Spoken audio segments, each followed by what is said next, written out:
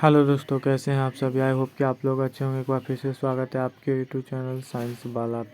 जो स्टूडेंट्स हमारे चैनल पर न्यू है, हमारे चैनल को सब्सक्राइब कर लीजिएगा और बेल आइकन को ऑल प्रेस करना नहीं भूलिएगा। और यह बुलडोजर सीरीज का जो है, यह बुलडोजर सीरीज का जो नंबर है वह 15 है, ठीक है ना। यह 15 नंबर बुलडोजर का सीरीज है। और ये जो हमारा आज का टॉपिक है वह जिम्नोस्पर्म जो सामान्य है, ठीक है। तो इसमें पहला क्वेश्चन हमारा आ जाता है, क्या होता है पहला क्वेश्चन, किस जिम्नोस्पर्मिक ऑर्डर में सभी सभी जीवाश्म पादप आते हैं। तो क्या आते हैं इसमें आते हैं साइकेडोफिलिकेल्स आते हैं, ठीक है। अगला क्वेश्चन देखिए दोस्तों, निम्न में से कौन सी क्लास वर्ग जिम्नोस्पर्म में आती है। तो कौन सी क्लास यानी वर्ग जिम्नोस्पर्म में आते हैं। साइकेडोप्सिडा आता है। क्या आता है? साइकेडोप्सिडा आता है, ठीक है। अब अगला देखिए, जिम्नोस्पर्म के नगण्य बीज निम्न में से किसकी अनुपस्थिति दर्शाती है। ये 2008 का प्रश्न है BHU का। तो इसका जो आंसर हो जाएगा ना, वह हो जाएगा न ही क्या होगा, बीज आवरण, और न ही अध्यावरण होगा, और न ही भ्रूण होगा। इनमें से कोई नहीं होगा, ठीक है। ऑप्शन नंबर डी हो जाएगा। अगला देखिए, जिम्नोस्पर्म में बीजांड किस कारण से नगण्य होता है। किस कारण से नगण्य होता है। तो इसका जो है कारण रहता है दोस्तों, क्या रहता है, अंडाशय भित्ति की अनुपस्थिति से, ठीक है। अब अगला देखिएगा, प्रतिकूल परिस्थितियों में थीरोफाइटस किसके द्वारा जीवित रहते हैं। तो यह किसके द्वारा जीवित रहता है। तो वह बीज के द्वारा जीवित रहता है। चलिए अब अगला क्वेश्चन, ऐसे पौधे जो बीज बनाता है किंतु उसमें पुष्प और फल नहीं होते, आप निम्न में से किस वर्ग में रखेंगे। तो इसे हम लोग किस वर्ग में रखेंगे। तो इसे हम लोग जिम्नोस्पर्म वर्ग में रखेंगे, ठीक है। चलिए अगला क्वेश्चन पर हम लोग आते हैं। अगला है, निम्न कथनों कौन सा कथन सही है। सही कथन को चुनना है। तो इसमें से सही कथन आपका ए है, यानी कि अनावृत बीजों में बीजांड अंडाशय भित्ति द्वारा परिवर्ध नहीं होता है, ठीक है। अगला देखिए, शंकुधर पौधे घासों से इस बात में भित्र होते हैं कि इनमें क्या होते हैं। तो इनमें जो है आपका भ्रूण का बनना निषेचन से पहले होता है, ठीक है। अगला क्वेश्चन पाइए, जिम्नोस्पर्म में परागन पूरी तरह होता है। यह NCERT का प्रश्न है, इसे याद रखिएगा। तो जिम्नोस्पर्म में परागन पूरी तरह होता है, तो ये होता आपको वायु द्वारा होता है। चलिए अगला, ये जिम्नोस्पर्म के पौधे में फल नहीं बनते हैं क्योंकि क्योंकि इसका कारण है कि इसमें अंडाशय नहीं होता है। ये बहुत महत्वपूर्ण प्रश्न है, इसे याद रखिएगा। अगला क्वेश्चन देखिए, ऐसे जिम्नोस्पर्म को अंकित कीजिए जिनमें स्त्रीधानी नहीं होती है।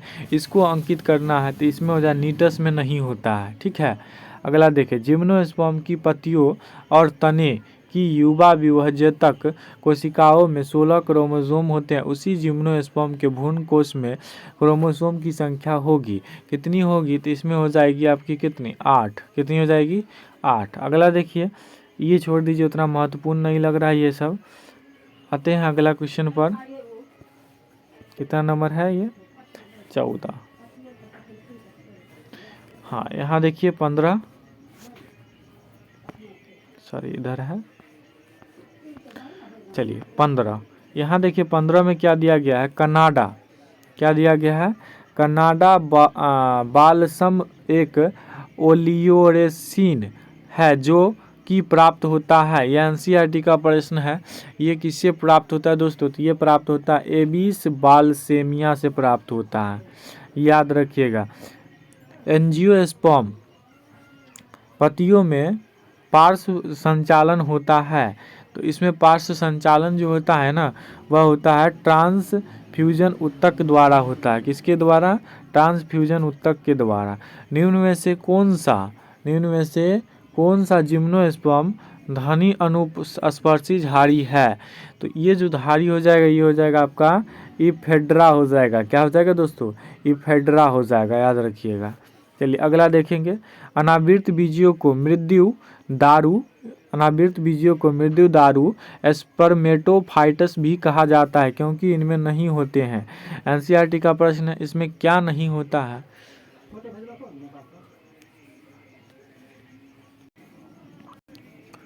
इसमें क्या नहीं होता है? तो इसमें नहीं होता है क्या? दारू पेशी नहीं होती है। क्या होते हैं? दारू पेशे नहीं होते हैं। अगला देखिए, जिम्नोस्पर्म की कौन सी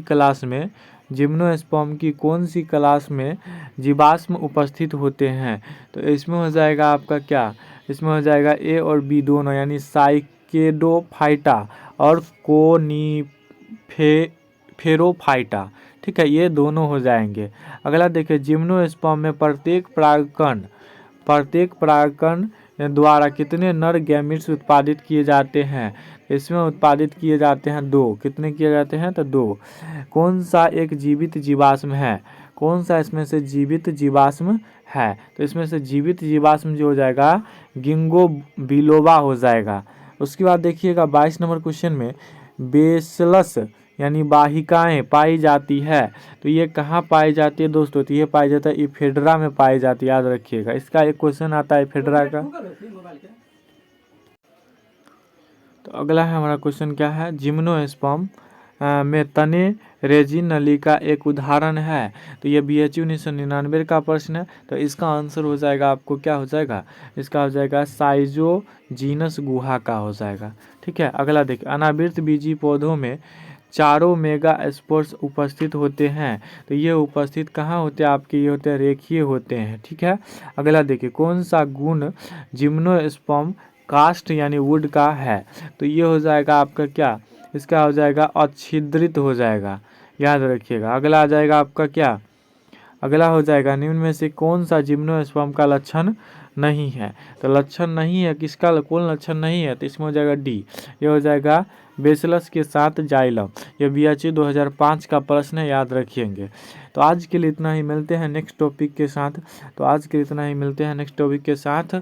और फिर आप लोग ये जो बुलडोजर सीरीज कितना था दोस्तों? तो यह बुलडोजर सीरीज जो था आप लोगों के लिए ये था 15।